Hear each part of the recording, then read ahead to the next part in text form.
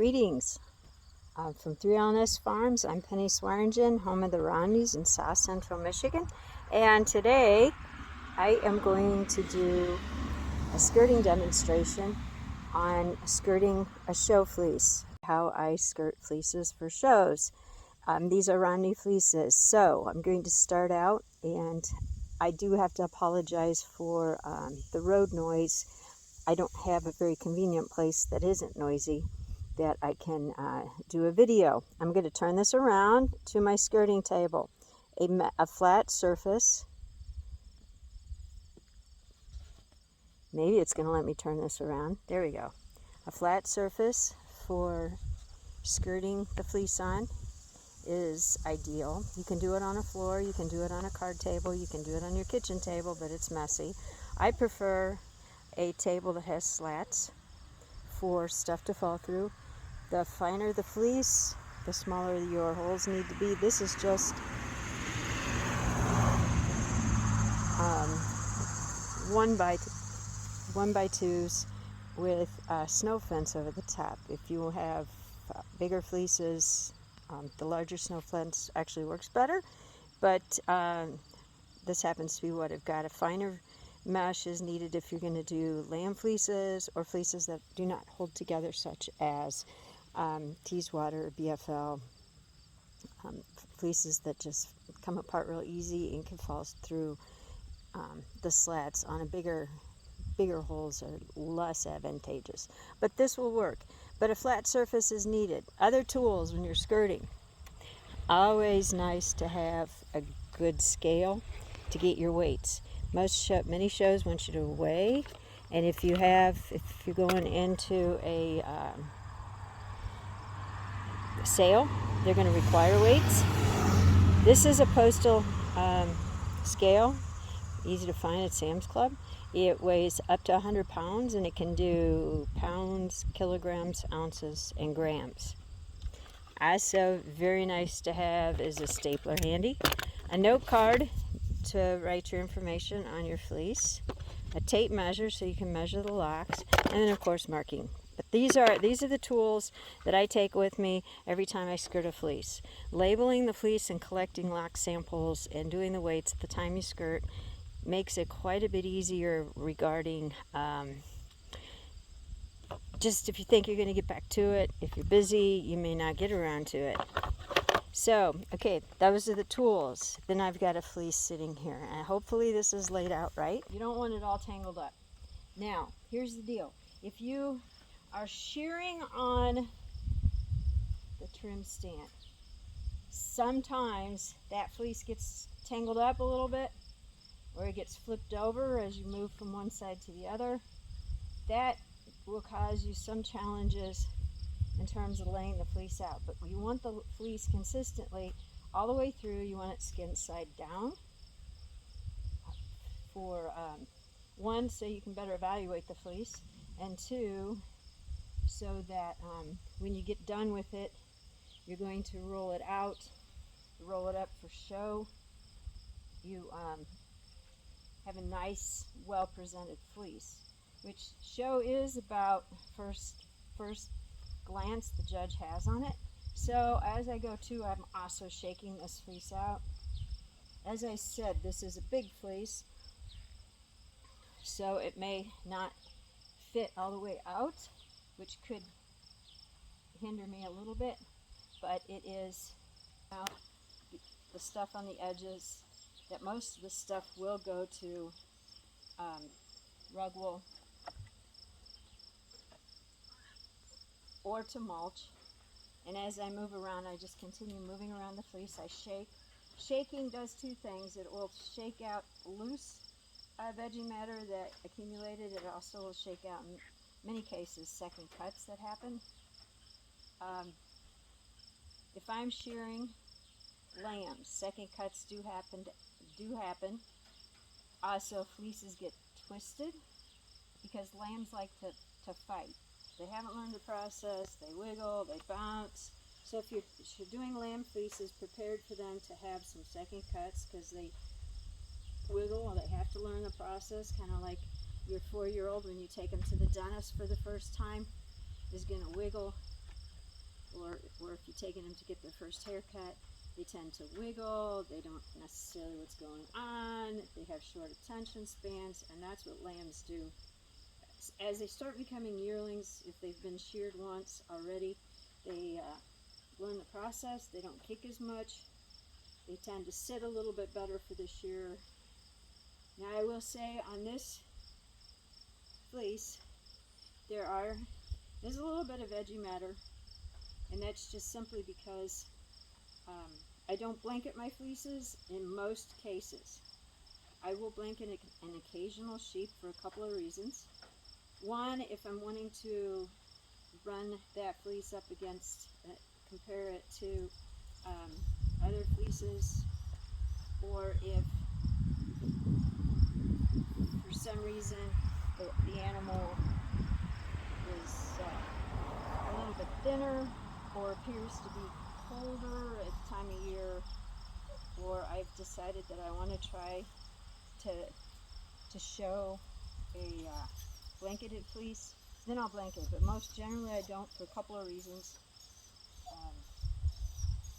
My sheep cannot wear blankets during the summer. Just cannot. The humidity in this part of the Midwest is extremely hard on roundies. When they're blanketed, the fleeces will get yellow. So yellow fleeces, the canary staining yellow fleeces will hurt you when you're being evaluated in a fleece competition. They're still beautiful fleeces because they that yellow will not impact the dyeing ability. They will dye beautifully, but the fleeces have yellow stain to them. They're not the creamy, romney color that you desire, so they will get a little bit of downgraded if they've got canary staining. So that's one of the reasons I don't blanket sheep. The other one is it's very difficult to keep them blanketed. Last year I had 5 sheep blanketed after shearing, and within the week all 5 have shredded at least 2 blankets each. So I just threw in the towel and said, okay, so be it. One was an animal that was kind of thin. I wanted to give her some protection. She was the first one to shed the blanket. So if you are going to blanket your sheep for clean fleeces, you have to have at least 3 different sizes of blankets. And with the Romneys, that's very significant because they will put on 6 to 7 inches of a fleece staple in a year, and that's a huge increase in the circumference of that animal. The other thing that I have found is right after shearing, they're too slick. I can't keep the blankets on after shearing. So that's another reason why I don't blanket coming out of the gates. Like I said, I have in the past. I've been successful with some, and then others it's just been a train wreck because trying to keep the blankets on. So like I said, I'm going all the way around. I'm shaking, I'm pulling out the stuff that's tucked up underneath. Sometimes you'll get little pockets of tag wool, and tag wool is, I'll show you another one here pretty soon. Tag wool is where they've lied. It's up against their flank. There's a lot of sweating and dirt has accumulated, and it becomes greasy tags. So I'm pulling out little gnarlies. This is around, here again around the flanks. The better stuff will go into the rug wool. This little gnarly stuff that has greasy tips, that goes into the mulch. Some folks will try to wash that out. I personally feel that with this much fleece, it is not worth washing out. And in show fleeces, it just should not be there. It is considered the grease tags less desirable. You will get downgraded the more you have in it. Now, if you are going into what I call a breed show or a commercial or market classes, volume of fleece is very, very important. So some of this stuff will just come out. But if you're going for hand spinning fleeces, you need to be a little bit more discriminating. Here's greasy tags. That all goes to rug wool. These are more right adjacent to it. The tips are pretty, it opens up, but it's just not quite as nice. So that's going to rug wool. So as I came around, I have come to an area where there's a lot of veggie matter. This is, if you're going to show fleeces, this needs to come out. Now, if you're showing commercial markets, some market fleeces may not have this removed, because in the commercial industry, the scouring techniques are a little bit heavier duty. But in hand spinning show fleeces, this all needs to come around the neck, down the back, and with some animals, they might even have it on their sides if they're laying around heavily. So I will go back and evaluate the fleece a second time, and as I'm going, I'm pulling in out significant pieces. Maybe a beautiful fleece, wonderful for fiber artist, hand spinning or something, but just may not have the pop to it or the appeal for that a show fleece will to get attention. And I had 2 fleeces yesterday I skirted. I really was hoping both of them would make show fleeces, but unfortunately they just, nice fleeces, beautiful fiber, wonderful hand, gorgeous color, just not quite up to speed. One of them, because it was only 5 months, it was a yearling's 5-month fleece, and so he didn't have enough growth time to put on long enough staple. His fleece was only 4 inches long, and when you're skirting your fleece for show, either, especially if it's going to be in a breed class, for example, you take it to a show where you've got enough in your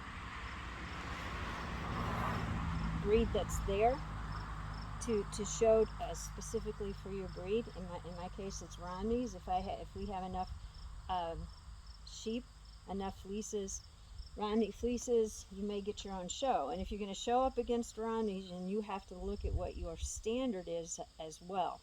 And the standard for Romney fleece is a minimum of 3 inches. It's a long wool breed, so we want the staple length to be long. The fleece I skirted yesterday ended up only 4 inches long. A beautiful handling fleece, absolutely gorgeous color, just spectacular. But it was only 4 inches, and it was a ram fleece, and that means it's going to maybe be downgraded because it is a short fleece. So it now goes into the hand spinning realm. It's still gorgeous. It will absolutely make somebody a beautiful fleece for hand spinning or whatever their passion is in the fiber arts. So it went off the table just simply on length of staple. Now, if you're going to a fleece show where it's a show and a sale, and you're not as worried about the placing of the fleece as you are, it's got to go through the show to go through the sale, but it's still a beautiful fleece like that fleece was, then go ahead and enter it. You just recognize you may be downgraded because it may be too short. But if it's a beautiful fiber arts fleece, and you're concentrating on just selling fleeces, then go ahead and enter it. Just make sure it's hand skirted very very, very well for hand spinners, so that you will attract their attention. And that's exactly what the fleece is going to go for that I did yesterday. The second fleece that started out when I rolled it on the table, absolutely beautiful stud ram fleece. That was just the most gorgeous color. He had a lot of veggie matter in it throughout the fleece. And I'm going to have to do a lot of heavy duty work to pull the extra veggie matter out. And also there'll be a lot of that fleece that it's just going to be very difficult getting all the stuff out. And as a result, that fleece is going to be lighter in weight because I'm taking a lot of stuff out of the fleece, and it is a stud ram fleece. Stud rams are supposed to be shearing, the standard for the Romney breed is 10 pounds or more from a stud ram. And if you skirt a fleece down to 4 pounds and it's a stud ram fleece and you're going to run in a Romney show, that is pretty much too light for the standard. Now, he has beautiful color, has beautiful lock structure, so if I'm just putting it in hand spinning category, it'd be nice there, but I have to go through on top of that. There's a lot of veggie matter throughout the whole fleece, and that will require a lot of time to pull stuff out of the fleece. And if you miss pockets of heavy veggie matter, you will get downgraded too. So a lot of times I'll offer them as hand spinning fleeces, but not show them, and with the qualification that there's a little bit of veggie matter in it, and I will reduce the price on it. So, but I won't try to show it. And that was the second fleece I did yesterday. Very disappointed because he had absolutely beautiful color, beautiful lock structure, but just too much stuff in the fleece. Is for continuing to find things and pull things out of fleeces as I'm checking them in to shows, just simply because there's always something lurking and hiding, even if you've done a really good job of managing the fleeces through the year. Okay, so I have gone through. I'm going to go back again, but now what I'm removing is the britch wool. First of all, here's some more of the tacky wool. You can see those tips. Tacky, there's mud crusted in them, and this is where many cases where their elbows and flanks are lying. That will go in, but now I'm working on britch wool. So if you're going to show hand spinning in a hand spinning class, if you've got a breed that can have significant difference from the britch to the side, and you can see how much difference there is in this guy, the britch wool really should go. If you're going to sell it as a commercial fleece and call out that it's a commercial fleece, the britch is included for folks to know that they're going to buy the britch. They don't want to use it in the same project in many cases unless they're just doing a huge rug. The britch wool goes out. Now, and I always say this, for hand spinning fleeces, britch wool goes out. If you're showing in a breed class where you're showing, or a commercial class, the britch wool does not go out because volume here is important. Now they will evaluate it. They will evaluate the variation from the britch down the side, and that's part of the evaluation. So if you're in a breed show, keep that in mind. The britch wool will catch the judge's eye if there's that much variation in what I showed you from the britch to the side. But in hand spinning, this could definitely impact the consistency of the project. So I pull the britch out. This is going where we need to focus on the hand spinning in Fiber Arts world. So heavy britch wool is coming out.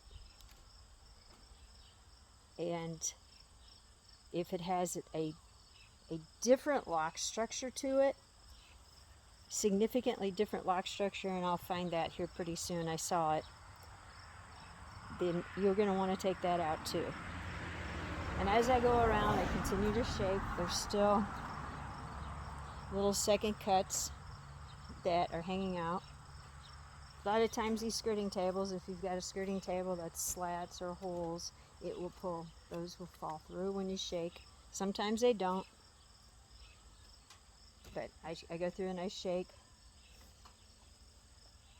And essentially I will go around each fleece about 3 times doing this. And then I start getting real serious about the big time show fleeces. It just has a little bit different texture to it, a little bit heavier, a little bit coarser. So I want to pull that out. You also feel for the funning things you really don't want in the fleece, cockleburs, thorns, baling wire, barbed wire, thistles. All that stuff really needs to go out, and if your hands are going through, this is the time to be looking for all that stuff. You can also feel for the little pieces, and also for little pieces of wool that are not consistent with the rest of the fleece there. So these are all things you're continuing to do. And the third sense is smell. I do know at least 1 or 2 judges that will smell the fleece. 2 things. One, if you are showing a ram in a U class, that's bad. That's very bad. And the rams will tell on you in many cases because they will smell like rams. So make sure you don't make a mistake and accidentally put a ram fleece in a U class. I have done that before. The judge didn't call me out or disqualify me, but when I got home and I realized the tags, what tags I had entered and what I had put them on, I found out that I had done that. Okay, so this is some neck wool.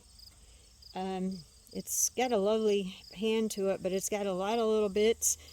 Hand spinning focused, Fiber Arts focused show. You want to take this out, and this should come out. If it's going to be shown for the focus to hand spinning, Fiber Arts, that needs to, those locks need to come out. They're still wonderful locks in terms of other uses, and that's why it goes to the rugwood box.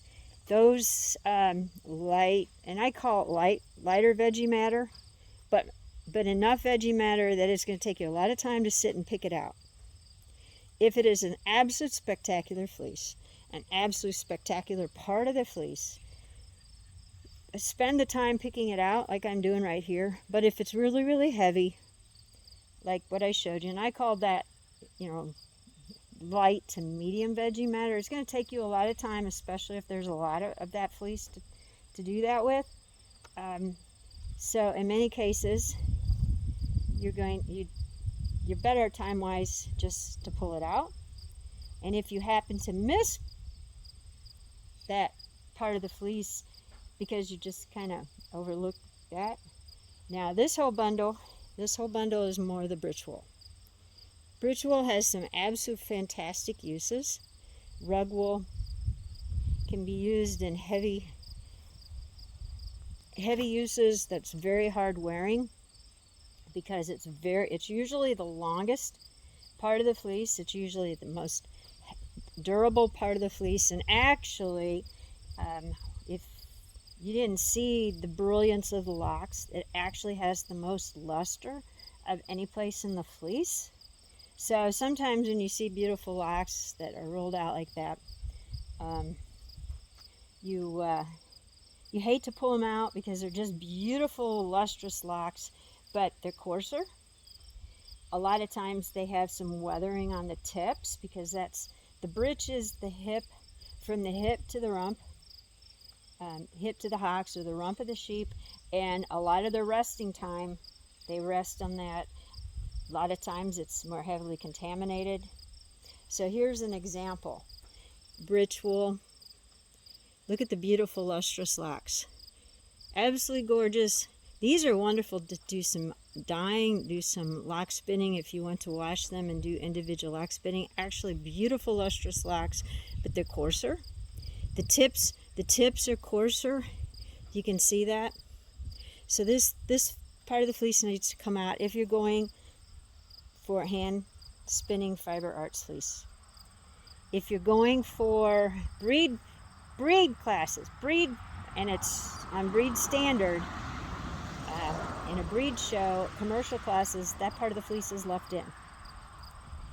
That part of the fleece is left in, and there's two reasons for it. Volume of fleece is a functionality of profit.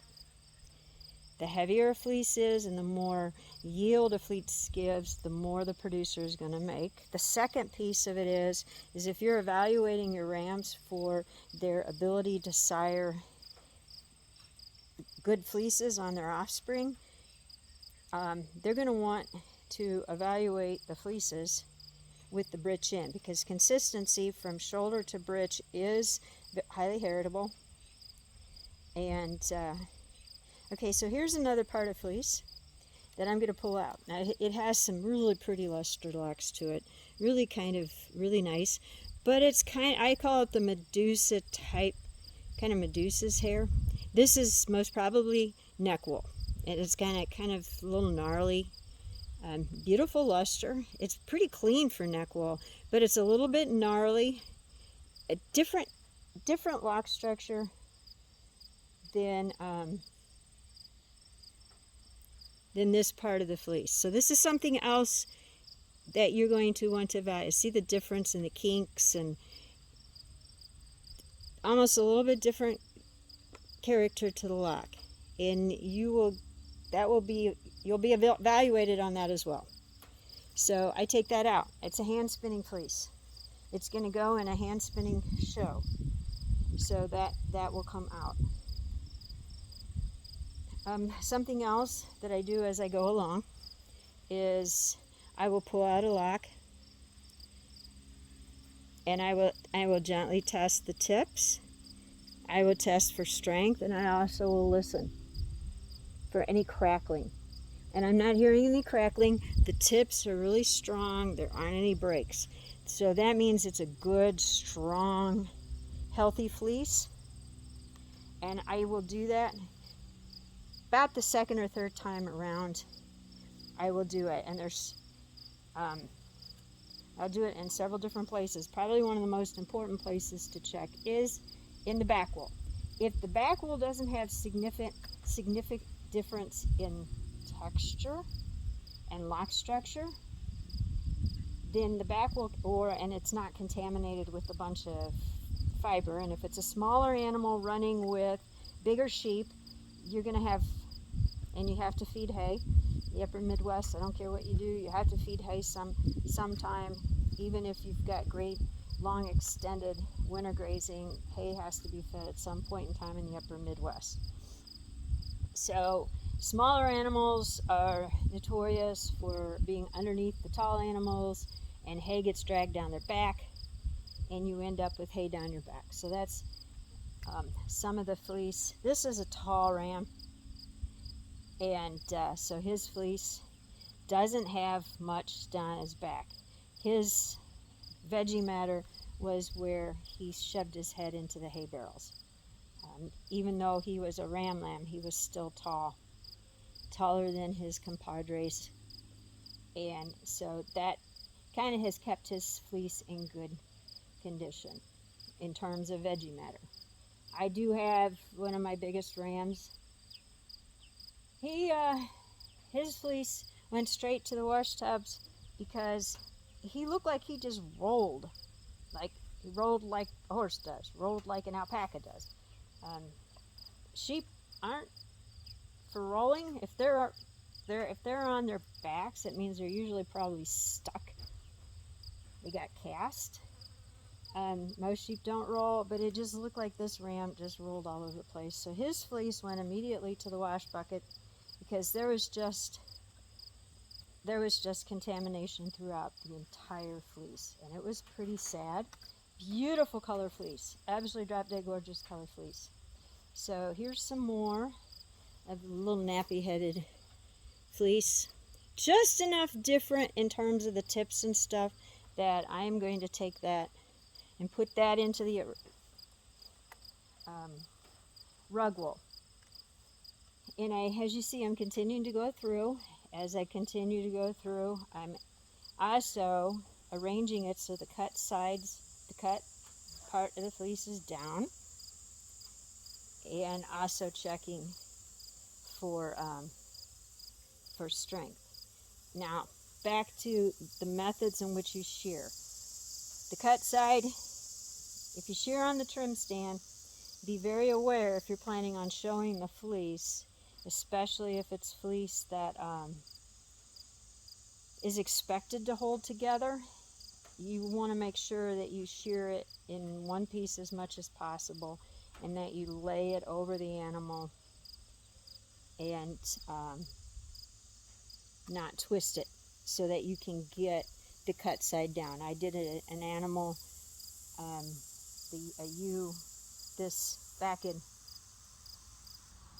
in May, and she absolutely fought me the whole time she was on the trim stand, and as a result, her fleece, I started up one side and went down, and all her fighting, she just flipped that fleece, entangled it, and I was just so impressed with her, because it took quite a bit to get, it was almost impossible to get it laid out in a nice blanket. Now, if you have your breeds where the fleeces open very easily to the skin, many Romney lambs, Teeswaters, Wensleydales, BFLs especially, those fleeces open up easily. The locks do not hold together in a blanket. So if you're shearing on the trim stand, have mechanisms to catch that fleece as you're shearing it off, and just think yourself through that. So if you're planning on showing the fleece, that you can more easily get the fleece properly aligned, because that is what you want to, it's presentation of your fleece. A lot of it is presentation of the fleece. You don't want a bunch of junk in it. You want nice uniform fiber. You want beautiful color, nice hand, and it's about the presentation. The judge is first going to walk up. The first thing they're going to do is they're going to look at the fleeces from a stand back and look at the fleeces all across. And those fleeces that catch their eye when they do that first initial look will be fleeces they look at again and again. And the more they look at the fleece, the higher in class your fleece will go. The second thing the judge will do, and especially white fleeces, and I don't care whether it is hand spinning fleeces or whether it is commercial fleeces, white fleeces, there is always a level of volume and yield. So if you have a fleece that's large, that's heavy, and when I talk large, I'm talking volume. That's a lot of volume, that's got some heaviness to it, that's a bigger fleece. You start talking moving up in class. Those breeds that are, and be aware if you're showing breeds, again, between breeds, those breeds that do have, and I'm still going through and finding what I call, this is neck wool. This is neck wool or head wool. This is the upper neck. This is all the little fuzzies around the chin of the Romney. That goes out. It might be good for some accents and stuff like that, but it is that. But the bigger fleeces that have more weight are fleeces that in the white classes have more commercial value. And so you do want some volume to your fleeces. But you don't want to throw junk in either. Okay, no junk. Good quality fleece. If you are showing fleeces that are really heavy in lanolin, and the best examples are Lincolns and Cotswolds and Gotlands. Those fleeces are heavy, but there's not a lot of volume to them because they have lanolin and oil in them, so they won't have as much volume. So if you're entering your fleeces, you want to make sure you get those fleeces in the right classes. And that's the second part of when you're skirting fleeces, be aware of what the category is and the show is. Like I already talked about, skirting fleeces for whether it's breed standard or hand spinning. But the other one is make sure you get your fleece in the right category. Some lamb fleeces in the Romney world can go down into medium, half blood, or the microns of 29 to 30, which are finer. Then you've got other Romneys, and a lot of times these are your big stud rams or mature ewes, where they're 36, 37 micron. They're low quarter blood if you're using the US, or the braid wool or coarse wool classes. So know, as you are skirting your fleece, have an idea. You should be getting an idea what category the fleece is going to fit into. And if you're new to showing, that's okay. It's okay to experiment and not necessarily understand it. It's okay to learn, because we're all always learning, and I have put fleeces in the wrong class every once in a while, sometimes just because I evaluated the fleece a little bit different than the judge did. And sometimes, for example, the Romney breed standard can go down to 29 in microns. That's down there with the Columbias, Cordales, Polypays, and I sometimes will have a fleece that will do that, and I put it in a medium class. Sometimes the judges don't like to see that.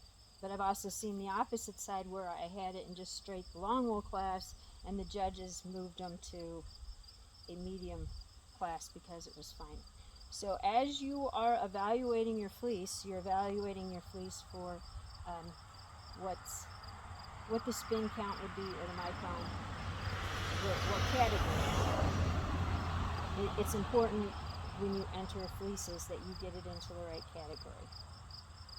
And I'm testing tips. I have some fleece that have nice locks, but I have to evaluate to whether these tips are going to be detrimental. They're not. They're just a little bit, what I'm talking about here, these are just a little bit, they're not cotted together, it's just they're a little bit weathered together. They're not tender. That's the other thing. I check for tenderness when you're looking at brown tipped tips, a natural color, weathered white tips. You want to check those tips throughout the fleece. Some parts of the fleece are going to have some tippiness to them, down the back especially. And some animals, depends upon the time of year they're sheared and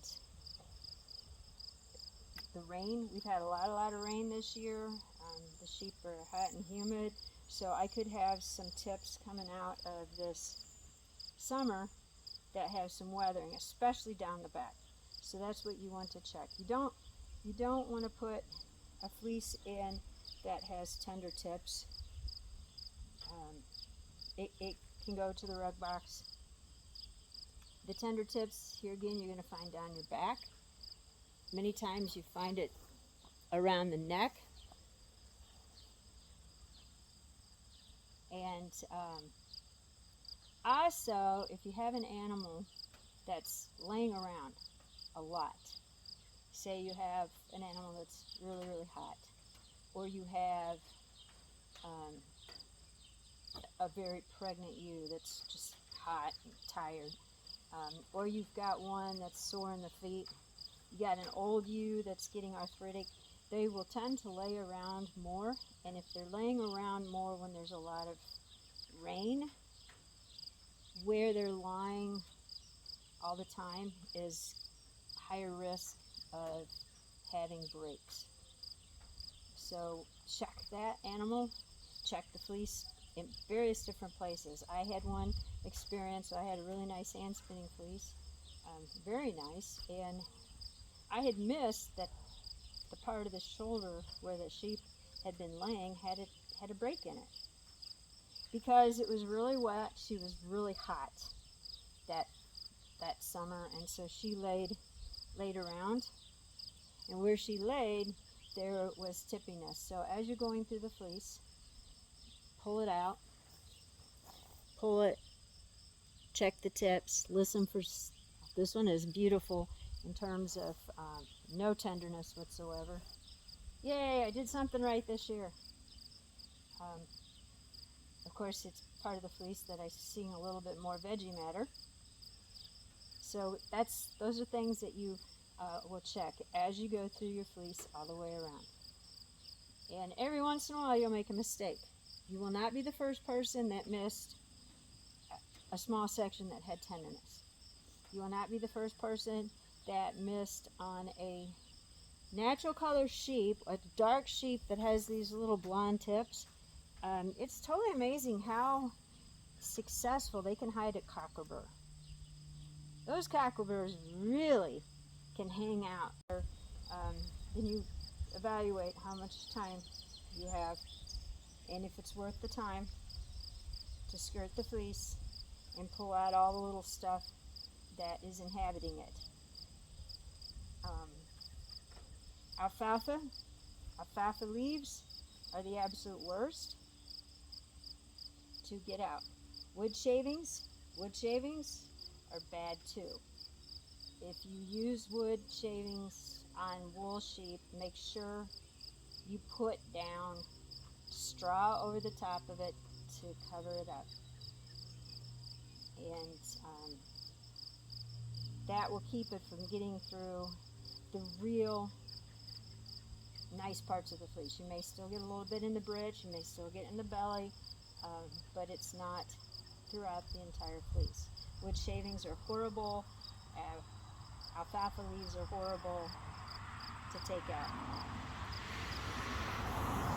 So these are all the things, and as you can see, it's taken me a while to do this. This is a show fleece. I want it to roll out and be very attractive. When the judge looks at it, I want the judge to agree with me that this is a quality fleece for a hand spinner. And finally, I want the hand spinners to actually love the fleece, to want to buy it. Or if I have breeding stock, I want them to look at the quality of the fleeces that my animals are producing and want to have breeding stock that can do that. So those are the things that I am doing. And I'm doing the full-fledged skirting demonstration here because this is how you prepare your fleeces for show. And that's why I'm taking this time. This fleece is going to go to a show where it's going to be evaluated against other Romney fleeces, and it is going to be evaluated for the quality to meet the hand spinning market. And so you want to take time. Now, how much time you have to spend is very indicative about how you managed your sheep through the year. Now, this ram was in the same pen as the other two rams. It just had veggie matter all over them. So it wasn't, those guys weren't a factor of how the hay was being fed. It was just a factor of the guys were just being, they weren't housebroken. They were laying around a lot. They just didn't care. They were lounging in the hay, rolling in the straw. The same token, probably one of the biggest nightmares for anybody preparing fleeces are round bales. If you're going to feed round bales, you have to really take extra measures to prevent contamination from the veggie matter, especially if it's alfalfa, to keep that stuff out of the fleeces. Many people just blanket their sheep and keep it out. You have to evaluate what works best for you, but if you're feeding round bales and you're not taking precautions to keep the hay out of your fleeces, you're going to have a lot of fleeces with a lot of veggie matter in them. That's just going to happen. And you've seen what I've thrown out. If you're running more than a handful of sheep, you're not going to get the stuff out of those fleeces. You're not going to have quality hand spinning fleeces with a lot of veggie matter that's introduced in the way you feed hay. The other piece of it is how you feed square bale hay or silage or anything like that. Anything thrown over the back. You got somebody that throws grain in the feed trough over the tops of the sheep. Oats and corn and ground corn, ground barley, all that stuff will contaminate the fleeces in the back just as bad as the hay will. So how the animals are fed and the feed container is going to definitely determine how quality hand spinning fiber arts fleece you have. The more junk in it, the lower the quality. Some stuff actually will just permanently damage it. Others will take time to get out. And this fleece is a very, very clean fleece. This is a clean Romney Ram fleece. He did a good job of keeping himself clean. He didn't get contaminated from all the boys he ran with. He's just a very nice, clean fleece. And this is the amount of time it takes to get a fleece show ready. So, would his fleece have been better if I had blanketed him?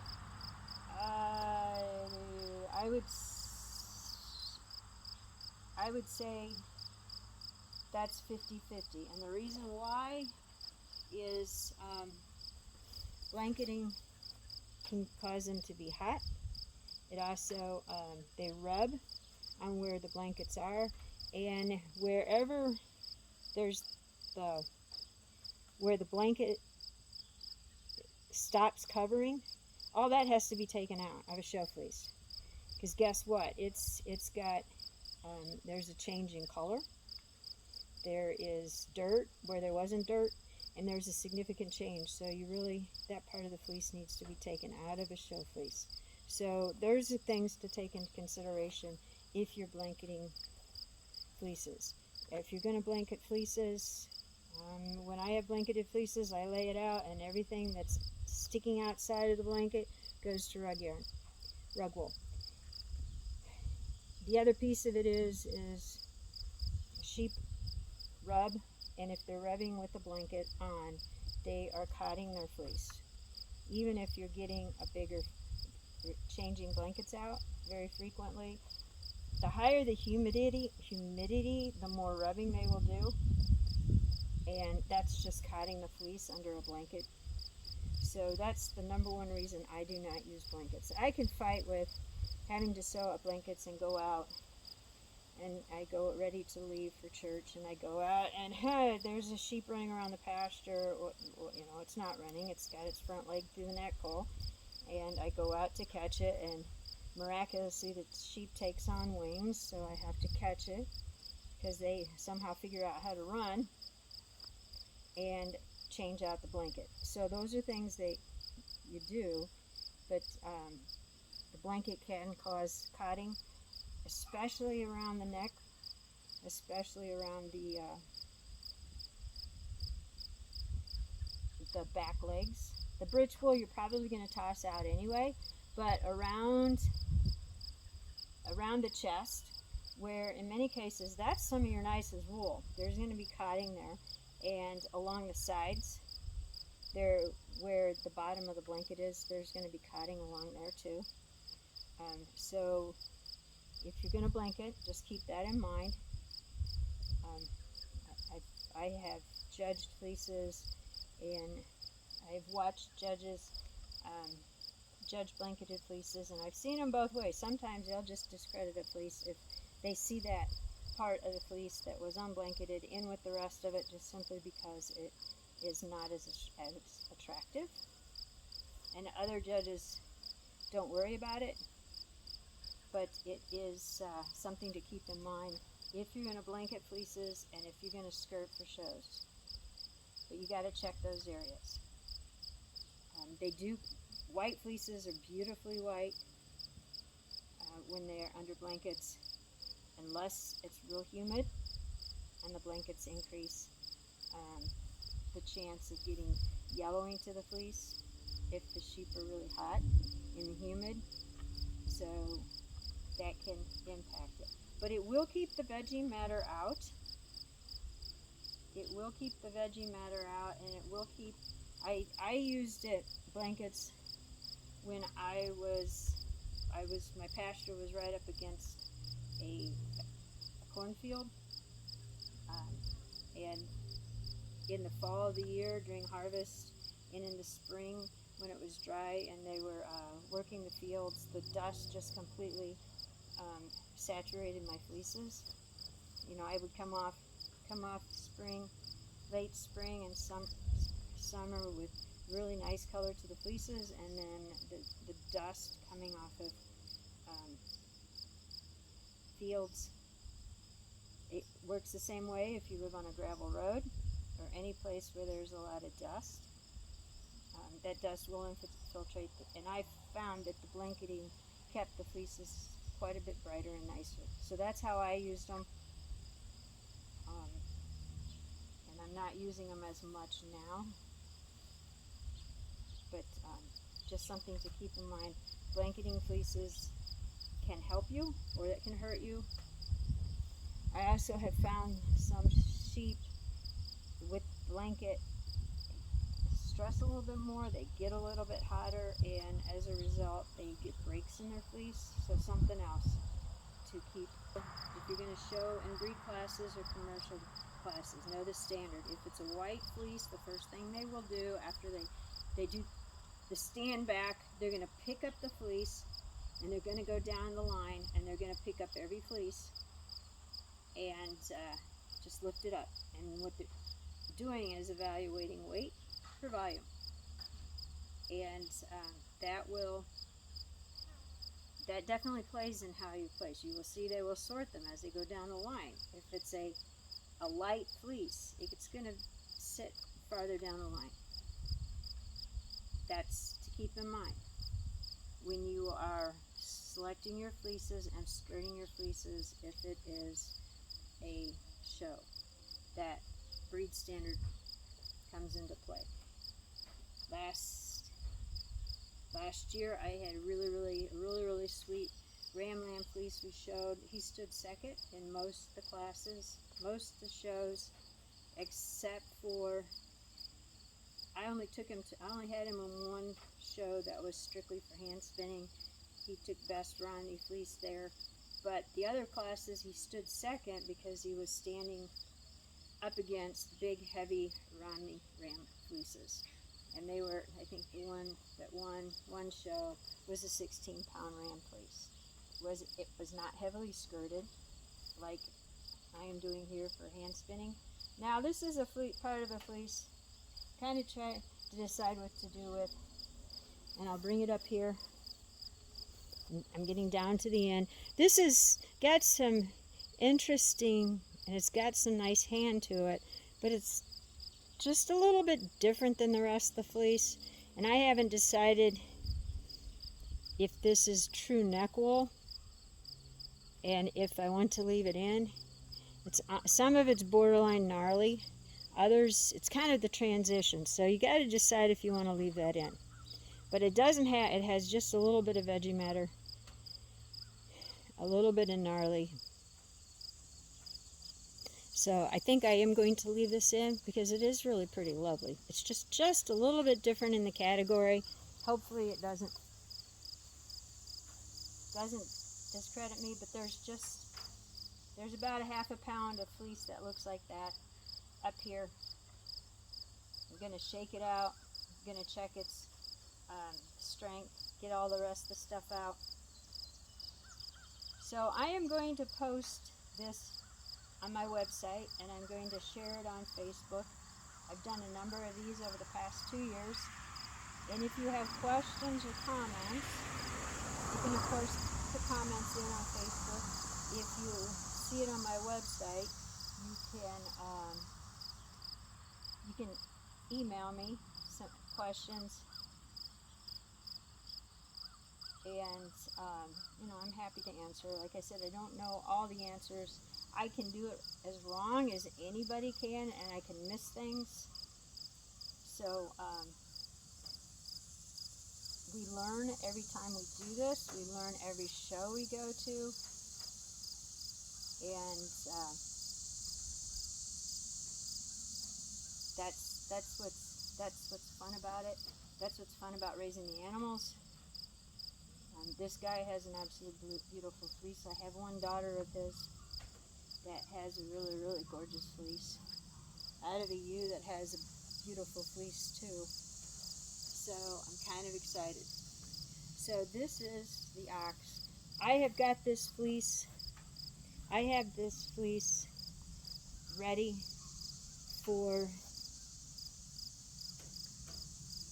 it's not entirely the skin side down, but it's pretty close. There are different ways to do skirting tables. So now I grab a lock sample from several different places in this fleece.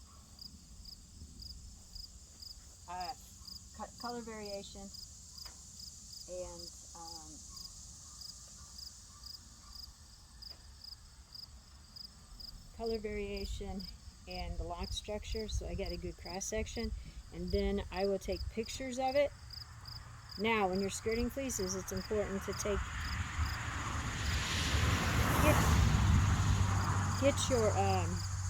get your pictures, measure your locks here. Do that now while you've got it laid out, and then you're going to roll it, and I will post pictures of this fleece. And I found just a little britch wool that I was talking too much and didn't pull it out, but it's really nice wool actually, so I'm not going to pull it out entirely. So I've got my samples. I'm going to take my pictures. I'm going to post this on my website, 3LNSfarms.com, and I'm going to put it in my blog. So anyway, have a great day.